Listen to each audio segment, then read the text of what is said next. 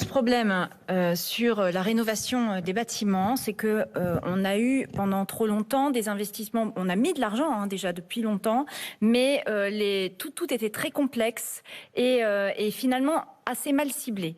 Là, ce qu'on a voulu faire et ce qu'on va mettre en œuvre dans le plan de relance, c'est une simplification.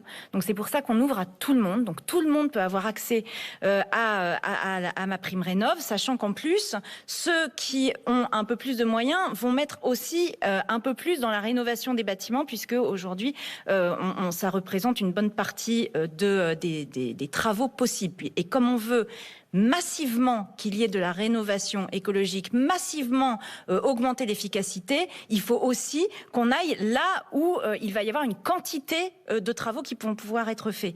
Ça, c'est un point absolument essentiel. Donc, on simplifie.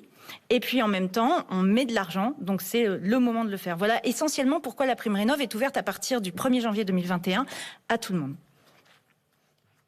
J'ajoute, monsieur, que la question du mal logement que vous avez évoquée est une question un peu différente. Nous avons des leviers pour lutter contre le mal logement. Là, l'objectif, c'est pas celui-là. Celui-là, nous l'avons par ailleurs. L'objectif, c'est ce que vous a dit la ministre, c'est de lutter contre les passoires thermiques où qu'elles soient. Voilà. Et de nous donner les moyens de passer la surmultiplier, puisque comme vous le savez parfaitement, cette prime n'est pas nouvelle, elle n'est pas créée.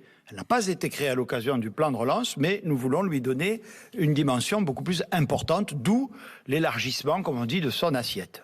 Si je peux me permettre, Monsieur le Premier ministre, parce que Monsieur le Premier ministre rajoute quelque chose de très important. On lutte contre le mal logement en faisant ça, puisque beaucoup de bâtiments appartiennent aussi à des personnes qui vont louer par la suite et qui éviteront justement à des personnes d'être précaires énergétiques et de payer trop cher leur chauffage.